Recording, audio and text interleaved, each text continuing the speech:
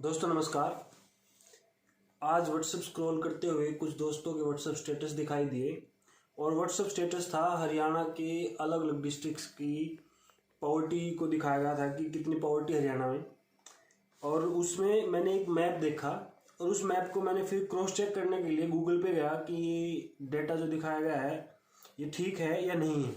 वो मैप ये है दोस्तों।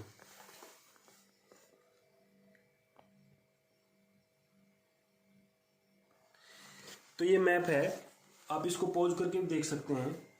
And the most poor district of the state is नू। नू मेवात रीजन में आता है। बहुतों को लगता है कि मेवात एक जिला है। मेवात एक जिला नहीं है, मेवात एक बहुत बड़ा इलाका है जो यूपी, राजस्थान और हरियाणा में फैला हुआ है। और हरियाणा का भी पलवल डिस्ट्रिक्ट का भी कुछ इलाका इसमें आता है और नू तो है ही है। तो नू जिला सबसे ज़्यादा गरीब जिला है हरियाणा का। उसके बाद दूसरे नंबर पे है पलवल। तो हम बोलेंगे तो पूरा हरियाणा का मेवात रीजन पूरे गरीब इलाके में आता है। और जब इस मैप को मैंने देखा और हम एचपीएससी के सताए हुए, हम हर जगह पता नहीं क्यों हमारा ध्यान एचपीएससी पे जाता है। तो इस मैप को देखने के बाद भी मेरा ध्यान फिर से एचपीएससी पे गया। अब एचपीएससी पे गया तो एक कमाल की बात जो इस मैप को देखने के बाद मेरे दिमाग में आई वो है मेवात कैडर को लेकर। सरकार ने बहुत पहले मेवात कैडर बनाया था कि मेवात के अंदर शिक्षा को ज़्यादा प्रेफरेंस दी जा सके। और उसके बाद मैंने देखा कि जो मेवात कैडर की हमारी जो पोस्ट्स हैं उनके साथ एचपीएससी क्या कर रही है और हरियाणा सरकार उस पर कुछ भी नहीं कर रही। ये पिछले 2 साल का डाटा है।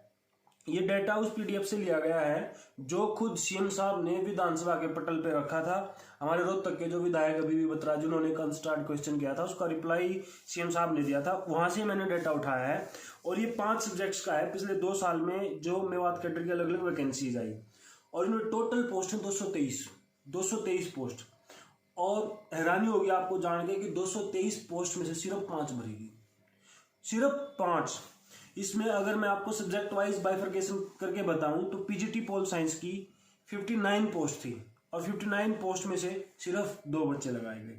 PGT physical education Mewat cadre की जो पोस्ट थी वो थी 23 में से सिर्फ 1 लगाया गया। मतलब हरियाणा में फिजिकल एजुकेशन के भी टीचर नहीं मिले सरकार। कमाल की बात है। पोल साइंस के भी टीचर नहीं मिले। और यूनिवर्सिटीज में बेरोजगार बच्चे बैठे हैं जो सालों से मेहनत कर रहे हैं लेकिन सरकार उनको जॉब पे भी नहीं लगा रही। स्कूली शिक्षा का भट्ठा बैठा जा रहा है। फिर पीजीटी हिस्ट्री की 21 पोस्ट थी, इसमें से 1 लगाया गया। पीजीटी कंप्यूटर साइंस की 78 पोस्ट थी, 78 पोस्ट में से कितना लगाए गए? 0। पीजीटी मैथ की 42 पोस्ट थी, 42 पोस्ट में से कितने लगाए गए? सिर्फ 1। तो दोस्तों जब हम देख रहे हैं कि हमें कई बार ये लगता है कि जो एचपीएससी ने किया उसके पीड़ित हम ही हैं।